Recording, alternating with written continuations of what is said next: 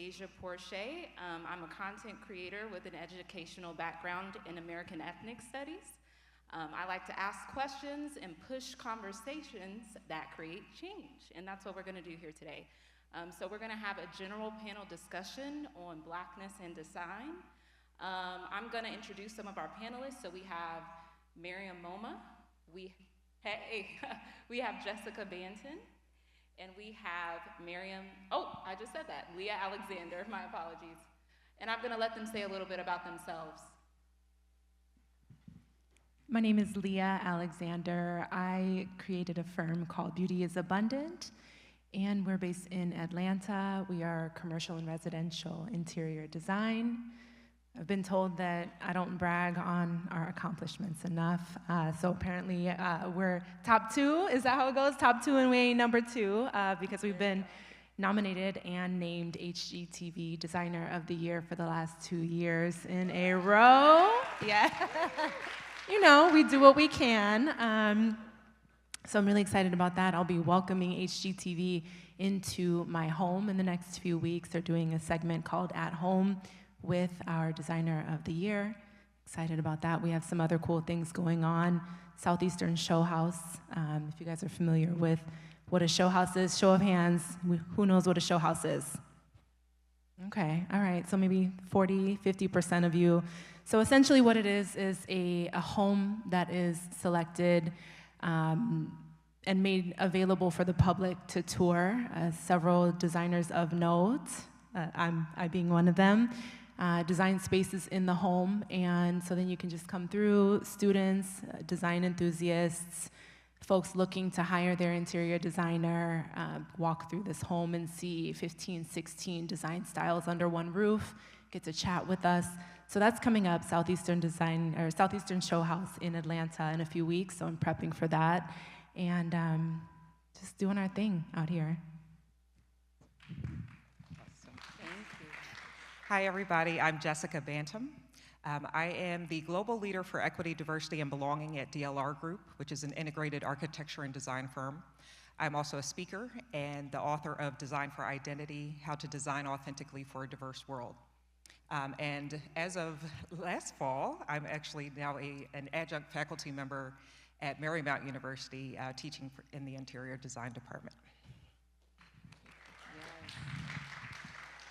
Hi everyone. I'm Marryam Moma. I'm a visual artist with a current core focus on analog hand-cut collage. I studied architecture. My work is very much informed by that discipline. I have been practicing now for over 8+ years as a collage artist. Really excited to be here at the State of Black Design, Texas. And it's just an incredible opportunity for me to share my work and share a little bit about my practice. Let's see what's coming up that's really exciting. I have a solo exhibition coming up in Dallas, Texas, at Pencil on Paper Gallery. You're all welcome to come. It's at the end of August, so you know, soft invite goes out today. Really excited about that. Other really amazing projects for me I consider to be magical are when I push myself outside of my comfort zone. So this year I will be completing a permanent sculptural structure in Atlanta on one of the major openings of the Beltline in July, end of July. So that's huge because I'm primarily working in paper, and so to push myself to stretch and grow in these different spaces is really exciting, and I'm looking forward to that. So more to come. Thank you. Yes. Well, I'm in Atlanta, so I'm gonna have to come out for that. That's exciting. Okay, sweet. So just starting, I want to get a little bit into your background. So what led you to the field of design? Was it a certain art style that just encaptured you and you just were like, I have to get my hands in it? Was it a designer? Was it a moment? What led you to this field? Sure, that's a great question. I'll just share that I at least had some exposure to interior design because my mother was in interior design for a while when I was growing up. But then she also lost her position in the market crash in the 80s. So that left a sour taste in my mouth about, creative careers. So unfortunately, when it came time for undergrad, I didn't pursue design at that point. I actually have an undergrad degree in English. But a couple years into my career, I was like, oh, I should have done design. So I got out in the world, I did marketing, I got into IT consulting as a technical writer, and then started doing business analysis and system design, and I was like, what am I doing? So it was at that point, I decided to go back to school and get my master's in interior design.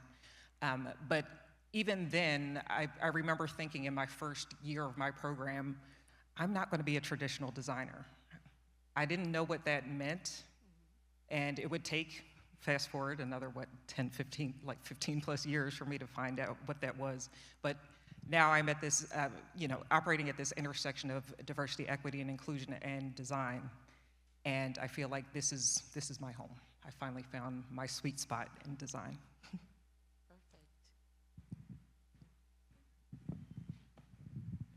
I started my career in LA. I'm from Southern California, and it's just a really social industry. It's an intimate industry. We're in people's homes. We're creating beauty for them. We are creating a new outlook for them by making their immediate surroundings more beautiful and thereby kind of enhancing their outlook in general. That's why, Beauty is Abundant is the name of my firm, because I really want people to believe that, internalize that from their day-to-day.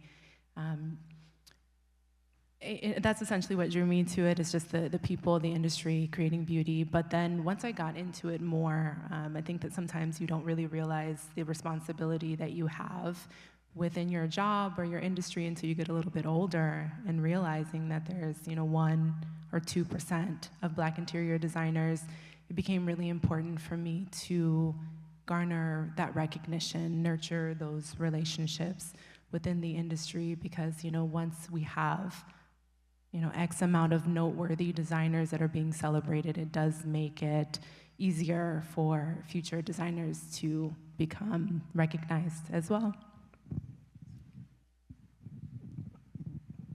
So for me, in terms of design, I come from a family of creatives. My mother has been an architect practicing for over 37 years plus. I grew up in a household with a studio in it, and my mother's Tanzanian, by the way, and she would go, oh yeah, come in here, let me sketch you and your brother while I have my tea. She would have tea at like 2 p.m. in Nigeria's 90-degree weather, but that's how I grew up, right? So a very immersive environment in terms of art for me. She made her work seem so wonderful and dreamy, and she was so happy doing it. And I was like, I want to do that. What is she doing? I want to do just that. So I studied architecture. I went to Tyler School of Art. I graduated with a Bachelor of Architecture. Within that practice, within that discipline, collage was a place for me to really come to brainstorming, building ideas. I was always looking for undulating forms. I was always in search of, how do I make this more organic in terms of design? And collage was that space for me while I was in college. In terms of other artists and creatives that have influenced my work and my style, fell in love with Alexander Calder. I love Phil Frillin's work. I love David Ajay's work. I love Lorna Simpson. There are other creatives, I would say, not necessarily in the practice of architecture, that have inspired me to do the work that I do, but the paper itself. I get this question all the time, what inspires you? How did you come to this? It could be as simple as a conversation. It could be an evocative piece of paper. It could be the sheen, the texture, the feel of it. I was just telling Leah today that I love different textures, and tactility for me is key, right, in my work, working primarily with my hands. And so that's really how I fell in love and fell into the work I do as an analog collage artist. Well, what a start for all of you all. Okay, perfect. Next. So a lot of times when we talk about the Black community, the word resilience comes up, and the ability to push past adversity. What role would you say that resilience played into your personal design journey? For me, I would say my work centered at the core of my collage practice. I'm uplifting and empowering the Black body. A lot of the times, especially in my earlier works, I was highly focused on the Black female body. And so in terms of resilience, my work speaks about Black experiences, but underlines and underscores joy. So in terms of resilience, when I hear the word resilience, for me, joy is a path of resistance. It is resilience in itself to have overcome so many things and still be joyous and still show up with this attitude of gratitude and just be so positive. I tend not to, dive too deep into toxic positivity, but it is very important to maintain a level of joy, because as a woman thinketh, so shall it be, right? So I want to manifest what I put in my work every single day. Yes. I love that. I will say that I think about resilience in two different contexts. So one, just the resilience of being a Black woman and being a Black creative. Having been in classrooms where you're sometimes the only one or one of only few who look like you, then getting out into the industry, getting to go to industry events, still being the only one or one of only few who look like you, going into design showrooms and getting looked up and down like, why are you here? And the first question you're asked is, what's your budget? Whereas a white designer could walk in behind me, all of a sudden, let's bring in some coffee and champagne and have a chat. So there has to be that resilience in terms of just not letting that steal your joy, not letting that be what defines what you do, how you move in spaces, even what you think about, because I don't need that baggage. And then there's the resilience of being somebody who just doesn't do what everybody else does. I shared my career path. Nothing about it has been traditional. Nothing about it has been linear. It's just always been me doing what feels important to me at the time. And I will say especially, and I know there are a lot of authors in the room here too, that takes a lot of courage to be an author, to have that confidence in, your thought, this content that you're putting out into the world. For me, it wasn't so much a matter of like, oh my goodness, will people like it? It was just more of a thing of, I knew I had to decide that I had content worth sharing. I had thoughts worth sharing. And then just standing behind that. But I also have to say, I've talked a lot about resilience before. I wrote a think piece about it, all this stuff, but I'm tired of being resilient. Fair. And I hope that generations behind me do not have to be resilient in the same way. It is exhausting. Sure. It is really exhausting. So that is my hope. That if anything, you all can be resilient, but more from a joyous standpoint as opposed to I gotta struggle through this and I have to make it. Right, thank you. Well, you look good doing it, so. Yeah.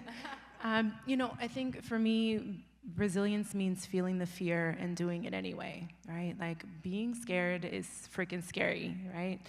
And I think at some point we'll get tired of talking about the pandemic, but I started my firm not too long before the pandemic, and I think that just being in that quarantine time, I have this business in its infancy already. The numbers in terms of success rates of entrepreneurship are scary, and then being a Black woman in this design space and all of that stuff, it's really just about knowing that whatever compelled you to do the thing is massively powerful, and just really kind of continuing revisiting that feeling. What prompted me to take that first step, whatever that internal stirring is, revisiting it over and over again. Sometimes 40 or 50% of the time I feel literally nauseous, I could cry at any moment, just doing the thing and overcoming and being resilient and taking up space, all of the sayings that they say, but just really continuing to revisit your purpose. Why are you doing this thing? What's beautiful about the thing that you're doing? I think that it's not for babies. It's not for babies, and I think that also being afraid is okay, and knowing that, And you know, kind of speaking to Jessica's point about like just resilience, this idea of like, okay, it's enough. Like we don't even want to be talking about being resilient anymore. Yeah. But being okay with not feeling like super sturdy in your resilience, I think takes away some of the pressure of the doing in light of the fear. Thank you. All right, sweet. My next question, Jessica, I know you were talking about not being the traditional designer and kind of shaking things up. In what ways do your all's art kind of purposely disrupt what people think is beautiful or worthy or normal? That's a great question. So you all are going to have more contextual kind of answers to this, because the position I'm in now, I'm not doing design like I have in the past, but I'm in a DEI leadership role in an architecture and design firm. However, what I am doing in that space is expanding the scope of what this understanding is of DEI. Because I think a lot of organizations bring somebody in and they're expecting me to be like the partner with HR, help us recruit, you know, and kind of stay in that lane. And yes, there is an element of that in the work that I do. I do focus on building an equitable experience, an equitable employee experience, creating a culture where everyone can thrive regardless of their identity. And as someone who's doing this work who has a design background, I'm thinking about equity in the context of the design work we do. Are we designing in ways that bring about equitable outcomes for our customers and our clients? Are we using inclusive practices? And to me, this is kind of disrupting in a different kind of way, because this isn't, I know what they probably traditionally thought a DEI leader was going to come in to do. But they've embraced it. I've loved it. I'm having colleagues reach out to me to even ask questions about how do I navigate a community engagement experience where I don't look anything like the community that I'm trying to connect with. And I was like, those are conversations we need to be having too. That's really critical to not just designing, but designing authentically. And that's what I really feel like I'm positioned now to help us do. And that's just really exciting to me. Thank you. So we're talking about doing something unexpected. Is that right? Yeah, doing something in disrupting what people think is beautiful or normal or worthy. So kind of, unexpected. I think for Black interior designers, there's kind of a look. I mean, this may be an unpopular opinion, but I think that I think we're typecast in a way sometimes where maybe it's super Afrocentric, maybe it's maximalist, right? Maybe there's a palette that you're used to seeing from us. And for me, what's felt really good is bringing a modernity, bringing really clean palettes, kind of a different look that we're not necessarily known or celebrated for. Bridget Romanek is a designer who does this really, really well. Ahmad Freeman, Ron Woodson, and kind of expanding our territory within that design style is feeling really good, so that we can become known for a variety of styles rather than just the masks and the animal prints and all of that. So in my work as an analog collage artist, I think as a Black, I would say, analog collage artist and female, I have gotten a lot of questions as to why I am not regurgitating the pain of the past. And I am asked why I'm not speaking about, I think visually speaking about racial stereotypical issues in certain cases. Now, for me, with the work that I do, first of all, I feel like it is not my responsibility to educate in that way. I think I do have a responsibility to speak about everyday Black life right now that I'm living in. I think now is very powerful. I think now is very relevant. I think it is important to document my personal experiences with the way that I live and move throughout my life experience. Is history important? Absolutely. But I think that in terms of manifestation of what I want to continue to see, I have a responsibility of documenting everyday Black life, the Black body at rest, the Black body being vulnerable, the Black body being joyous, the Black body being creative and productive. The Black body, a lot of my work you'll find talks about generational wealth or increase or familyhood or sisterhood or togetherness. Those are things I want to see and document and hopefully have others replicate. And so those, especially in those types of conversations and those spaces, the work is disruptive because it's unexpected from this box where I should now, as a Black woman, be constantly speaking about race. Yeah. Right? So. Perfect. Yeah. Alrighty. Next, I just wanted to ask, we were talking about joy and the importance of just centering being joyous in our work and how that in and of itself is resilience. I wanted to ask y'all, what is the most joyous aspect of what you do? Is it the process of creating and bringing your ideas to life? Is it seeing how your work impacts others or being an inspiration to others? Where does that joy center most when it comes to what you do?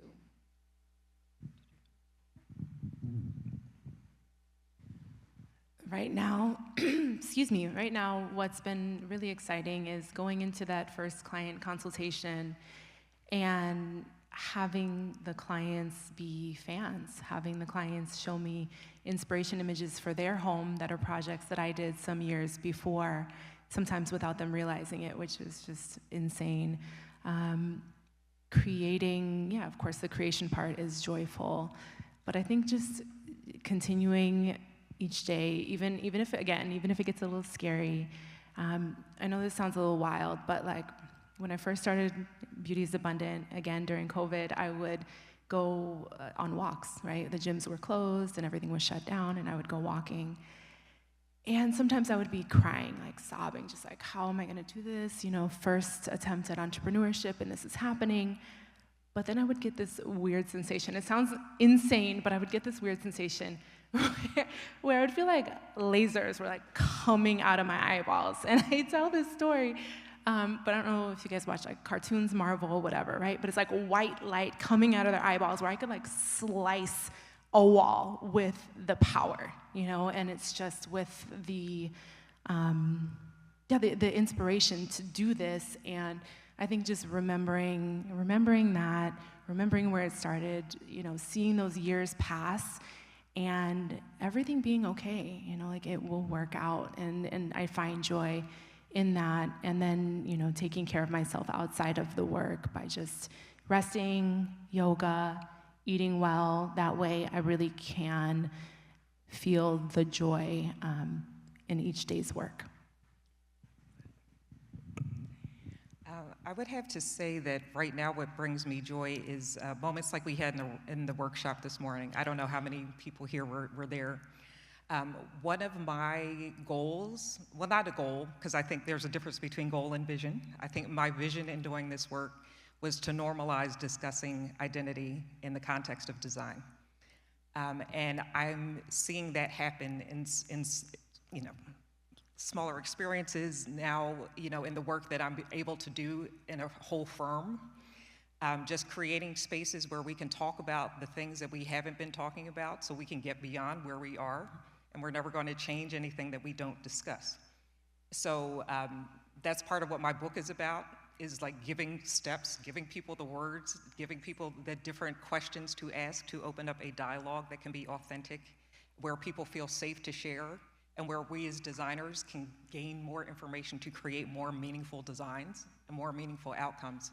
So even having those times, like even this morning where we had a couple discussion questions and the room was just like buzzing, that's encouraging to me, because it's not like, and especially with the work that I do, people hear DEI and I'm sure there's a million thoughts that go through everybody's minds.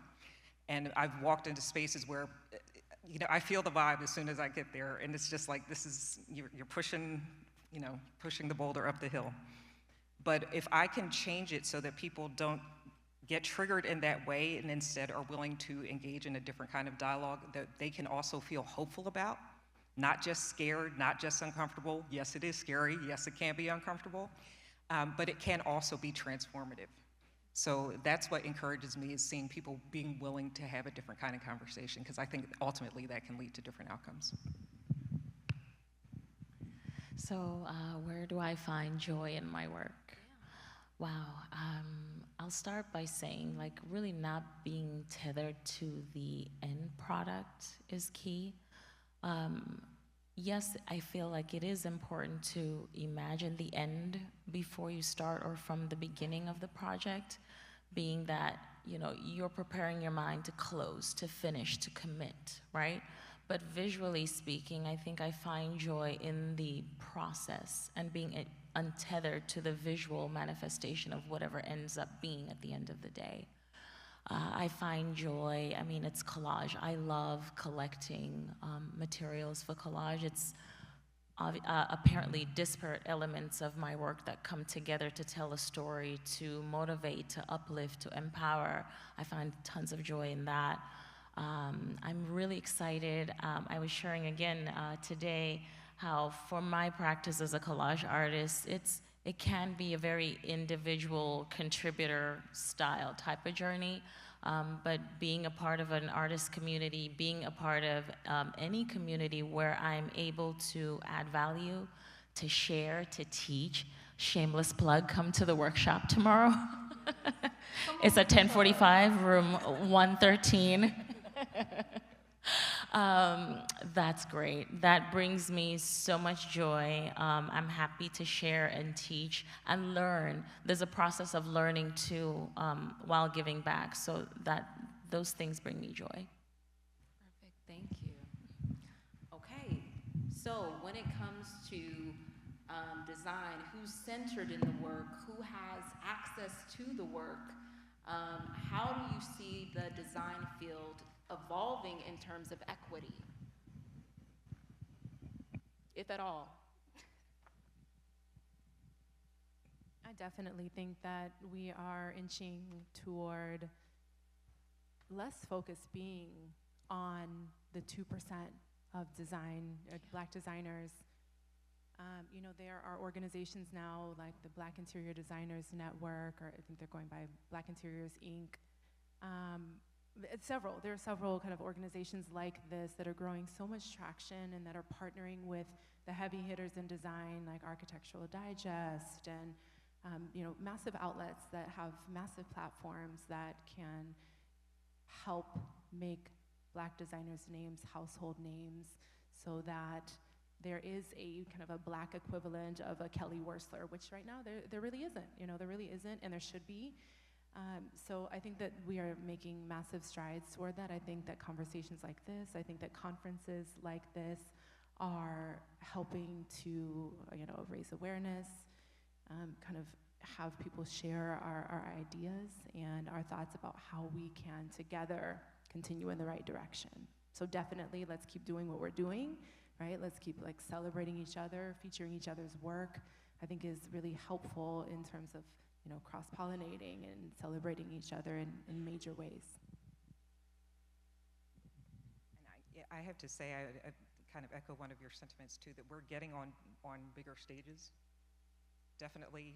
That used to be something that I only kind of, you know, I was cautiously optimistic about what the motives were behind some of those instances. But, you know, I was just at High Point. I was a keynote at High Point Market in the fall, and I was talking about cultural competence. They have never even touched anything related to that topic before, ever. Once again, a very, like, probably 97% white audience. So seeing that these conversations are getting more visibility, we're getting more platforms to share our experience, I think there is definitely something to be said for that. There are more formal programs even in the industry. I'm part of a diversity and design mentorship program that's being sponsored by Thermador and the Interior Design Society. So I encouraged that those opportunities are there, and I also go into them thinking, now how can I bring more people along into this? So anything I hear about, I share with my students.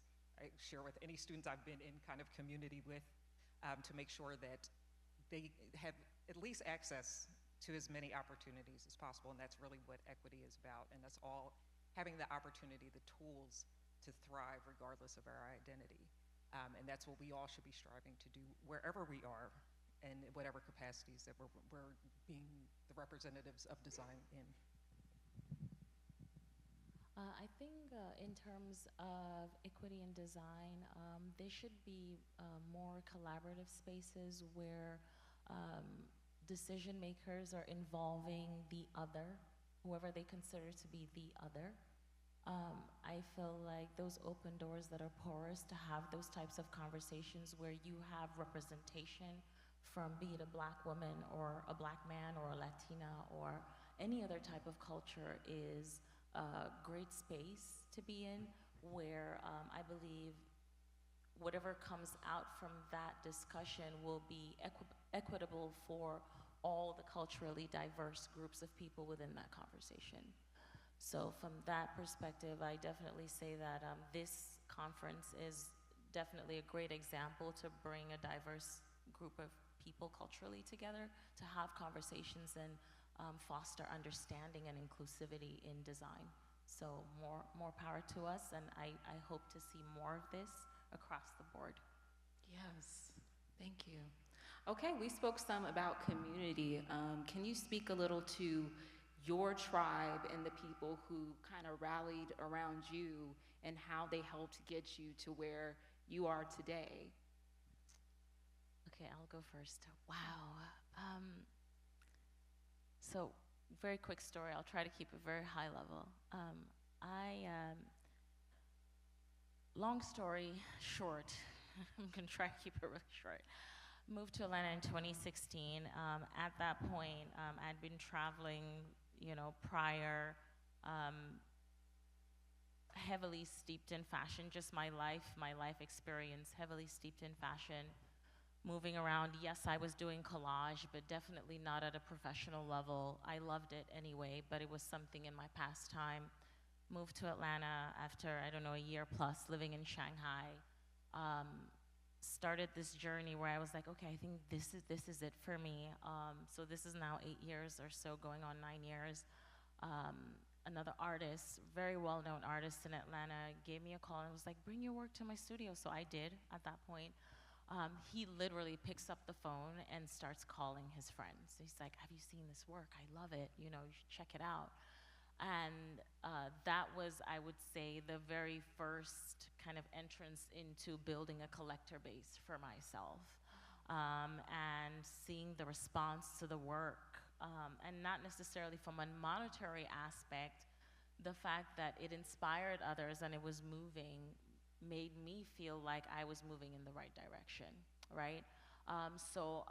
Artists, other peers in my community have definitely rallied around me, especially in the beginnings of my journey. I find my collectors are a great body of people. Omari is one of them. He has done an excellent job in sharing my work, being really an ambassador for the work that I do because he believes in it. He loves it. My family, my husband, Kevin is just my biggest, fiercest cheerleader. And so, this is my people. This is my community that has rallied around my work. Leah was one of the individuals that put my name out in publication very, very early on when I moved to Atlanta. I didn't really have a community to speak about at the time. I was so thankful for that. I think the most important thing that I've learned in this journey is showing up as your authentic self and, being open to serendipitous and really beautiful connection. And I think that is the foundation of people seeing the work, you getting to exchange ideas, getting to know more about what the other person is doing and how even I can add value to the next. And that's really how you build a village, right? So. Thank you. I will say it has been probably more in recent years that I feel I have built a community of designers. It's something that I have wanted for a very long time, just hasn't been a thing. I think my support has been like past clients a lot. the ones who would refer me, the ones who would always, being that encouragement. They were always glad to hear my good news and glad to share that too. But it was really honest. I had a very hard time finding a community of designers that I really connected with. But I think now this kind of goes to me being in the place where I'm meant to be right now in design and in my own, making my own kind of way here or my own kind of space. But in getting here, I feel like I'm really getting connected to the people that are helping keep me, and keeping me encouraged. Yes. Some people here, this conference, I will say the first one I attended virtually, even, just being online with so many other Black creatives, and that it filled me up. It was good for my heart. This event is good for my heart. Yes. And I've gotten engaged with organizations like the Design Management Institute, where I participated in the Diversity and Design Conference last year. Shameless plug, it's coming up again in May. And I met a community of designers there who embrace me, support me, continue to encourage me there too. And that it really means a lot. And I have to say the one thing that I have learned through the last year and launching my book and doing more appearances and things like that is I realized that there's nothing like having people show up in the room for you. Yes. And those people, that means the world to me. You can like my posts, you can comment, all of that. There's nothing like showing up and being in the room when something is happening. Mm-hmm. There's nothing that beats that. So, I'm just glad that there are organizations that are for us, where we get to be in community with each other, and it's not to vent, it's not just to commiserate. It is about us uplifting ourselves and saying, look what we're doing, and look what we can do, and look how many of us there are. This is amazing, seeing all the young people who are getting excited about this and having bigger dreams than I could ever even imagine. I love that. I want to encourage that. So that's really, I think, what keeps me going. Okay, so let me just say, Marryam, you are so talented that it's like, that was more you and the universe conspiring than anything. And I continue to be a fan of you and your work. It's just really beautiful. Community, so, again with the story, for me, I was working for other firms for about 10 years. And I just felt like I was playing small. I felt like I was like a secondary beneficiary of my contributions, just limited. And so Beauty is Abundant started as a blog before I started the firm. And one day my boss at the time said, so I hear that you have this blog, and it could be perceived by the company as a conflict of interest. So you're gonna need to take it down, he says. And so I said, okay, give me some time. Let me think about it. Let me tell you, I was talking to my attorney, I was talking to family, friends, God, the powers that be, myself. And I talked to my dad, and I said, Dad, this is the situation. I really feel like I have something here. And I know that if I take this down and continue with this firm, I'm going to set myself back. And there's gonna be a dynamic shift that is gonna make it hard for me to continue successfully with this firm. And he said, babe, it's their loss. And he's a man of few words, and it didn't take much for him to just affirm what I already knew to be true. And so it was a really powerful start to Beauty is Abundant, and I have not looked back, and I'm so grateful for that ultimatum that I received, and I could really just tell him where to freaking stick it, right? Like sometimes you just need that. Yeah. So all that to say that, my dad, my family has been, obviously my tribe, but just in a really major way. My partner Sandy here is right now taking this video, making sure she's getting those angles. She's been really incredible in supporting Beauty is Abundant. And in general, in life, we need support, right? We need our people. But I do think that entrepreneurship is its own beast, and I think that it does really require support, people who are just understanding, people who can work with you when you're just a mixed bag of emotions as you're working through something. So Sandy and my family, and honestly, the Black Designers Inc. has been incredibly supportive of my career. one of the kind of like primary members of Black Designers Inc., June Reese, put together a book called Iconic Home, and I was featured in that book. I think it's page 10. Who knows? Yes. But Yes. right, but like how major is that, to be in a coffee table book that's getting awards and getting nominated. So she's a huge part of my tribe, and honestly, all of you. I mean, every single time I am asked a question, or every time I get to share where I am in my career, I feel like there's something that someone can relate to. And if I can say feel the fear and do it anyway, if one person hears it and does that, then that's my tribe. So it's all of us here today as well. And can I just speak real quick about Iconic Home? First of all, it is absolutely amazing. Yes. And that was the highlight of my career as a Black designer. I will tell you, the events at High Point Market in the fall, launching that book. Because let me tell you real quick. So I've been in this space since about 2006. And when I came in, even if I was in the same room with another Black designer, there was not the guarantee of the nod. There was not the guarantee of let's have a little side conversation. Like, when I sat in one of the panels for that book, I was almost in tears. I was like, look at them, they're supporting each other. It was beautiful. It was absolutely beautiful. And everybody was just like amping each other up, and they were just like, you're just amazing. And it was just this shift in the energy. And I was like, they're going to do this. They're making the change. And I know there's a whole lot that plays into what designers of previous generations experience. There's a whole lot of stuff there. But I was so encouraged in that moment to just see us hugging each other, taking pictures together, signing each other's book. Like, it was just, I needed that. And I was very encouraged by it, and I just love it, and congratulations. Yes, thank you. Okay, I'm gonna ask one more, and then I'm gonna turn it over and open up the floor. So my last one is, when did the dream of design become real for you? Was it always like, nope, this is it, I see it, it's in my path?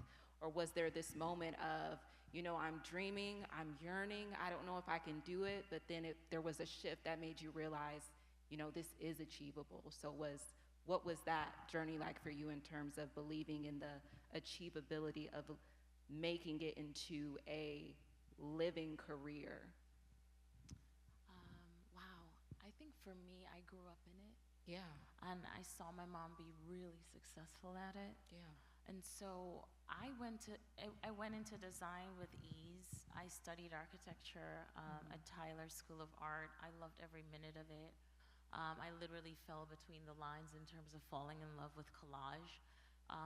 At no point did I not think that I can't do this. Yes. I think having a support system that really makes you feel incredibly powerful really moves the needle in the right direction. So I never really questioned. It was just a matter of when is it gonna happen. You better listen. Yeah. I love that. I have to say, so like I've shared, like I've engaged in design in different ways over the course of my career, but I think it was the moment where I decided to write my book that I was like, this is my spot in design. Yeah. Like this intersection with DEI and design. And it's a whole story of how I got there. I will tell you, it was not my plan to write a book. But once I made the decision, I was like, this is just it. Like, Yeah. I knew it was different. It's not a DEI book. It's not a design book. It doesn't fit into a mold of anything that's out there. But I was like, but this is still something that's worth putting out there. And I was like, no matter what happens with it, I know I made the right choice, and I am getting the message out there that I was intended to deliver. Yes. And even though, once again, it's not like what everybody else is doing, it's not the typical kind of way to be even engaged in design, but the responses I'm seeing and the conversations that this is creating, that's like the affirmation that, no, it wasn't anything anybody ever could have seen. I couldn't have even written this myself, but there's the need for it. There's a space for it. And it's just like you said, like you just know. Like you just have to know, and when you know, just go with it. Yeah. Same. Yeah. I mean, honestly, I knew it was the thing when I decided that it was the thing. That's Yes. really all there is. That's really all there is. And once you commit to yourself that you will become whoever you need to become and do, say, and be what you need to be successful in your desired lane. That's all it is. And just don't look back. I know that's right. Thank you. All right. Yeah. Okay. I'm going to turn it over to the audience. We have time for 2 questions. If anybody wants to ask anything of our panelists. Hey, Mario's got the... Yes. Hello. My name is Jordan Fitzgerald. I'm coming all the way from San Francisco. Appreciate it. Got that. Whoever it is. So, in my practice, you know, it's kind of an everyday thing to thrive in an ambiguous space. Because like I do a lot. So my practice lies within design futures. So my question for y'all is like, do you all find resilience in thriving in ambiguity in whatever you create with? So. I think that there's freedom in ambiguity. Because there's no mold, like you're not trying to fit into any mold, like you can just take this and run with it and do your thing. And to me, like that's exciting. It is, very much so. It can be challenging too when people are like, so you're doing what? But if you know that you're doing the right thing inside your heart, yes, just keep rolling with it. To me, it is exciting. And I don't want to ever feel like I did anything just because everybody else was doing it. I want to do what Jessica was born to do. And I'm a neurodivergent, so it's like my ideas are heaviest. So on turnstile. Let's go. ADHD squad.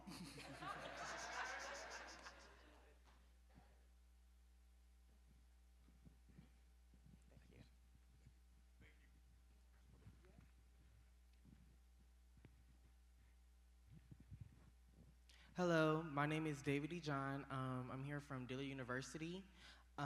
So my question is, because I'm sorry, I forgot your name in the all black.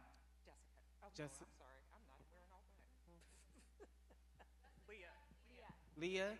Okay, so you had said you're from Southern California. I'm from LA too, so like, yeah. Hey.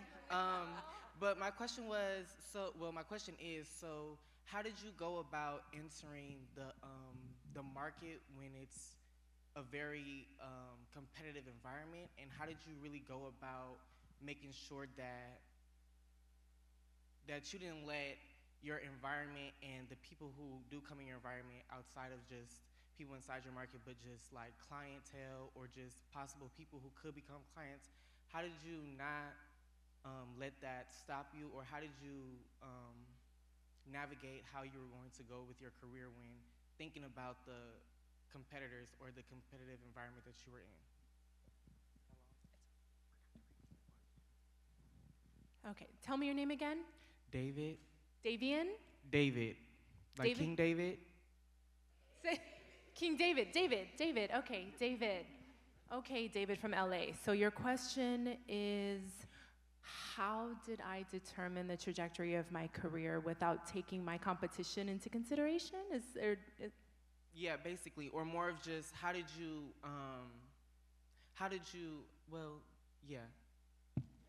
No, I mean, right? So, okay, so, gosh, and, you know, I hate this idea of like, oh, you know, you have to work twice as hard, or black people, we have to do this, or that, like that, all of that. Yes, and really for me, it's been about relationships.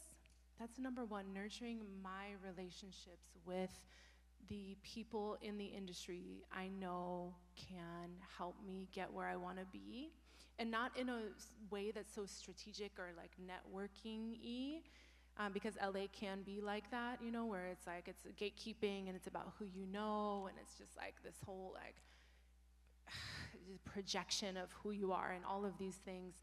But really getting to know people within the industry at the publications and at events and at showrooms and all of that on a pretty intimate basis, right? So it's like layering my relationship with them through LinkedIn, through Instagram, through emailing them, through all of those ways, and being really present when I'm having those interactions so that 3 years later, I can say to the person who now maybe is gonna be my client or who maybe now is doing a write-up on me, I can say, oh my gosh, well, I remember you had that puppy, that golden retriever that you got, that you were telling me about at that event on Sunset Boulevard. Tell me more, how is that going? And that can really help to fast track your success by deepening those relationships, because we're not really out here doing it by ourselves.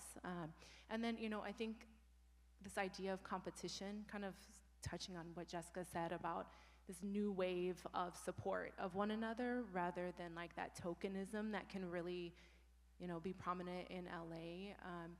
I think getting to know the folks who are out here who are doing something similar, but maybe, obviously in a different way, because we can only do what we're doing in our own unique way. Getting to know them, getting to know like what's working for them, what are their best practices. Hey, I'm not a good fit for this particular client, I can refer them to you. Just really all of its relationships. And I think that in LA it's really incredibly important. And there is a level of professionalism that I found bolstered my career quite a bit, so like on Instagram, you're not seeing like me with like a hookah at a hookah lounge, you're not seeing like this random stuff that you do see aspiring professionals putting out there into the world. It's a competitive market, and it's a serious place where you really need to come at what you're doing in a serious way to be successful. So just really, really embracing the competition and nurturing those relationships so that people want to support you in what you're doing. I hope that helps. Yes, please. I do have a follow-up question. So my follow-up question is, so I do understand about building the relationships, but I guess the point that I'm trying to like figure out is, so how do you do it in a way that it's authentic, but you're not giving too much of yourself away to that person or to that potential client? Yeah, so all of what I just described doesn't really involve giving of myself. It is more about asking the questions. It's about listening.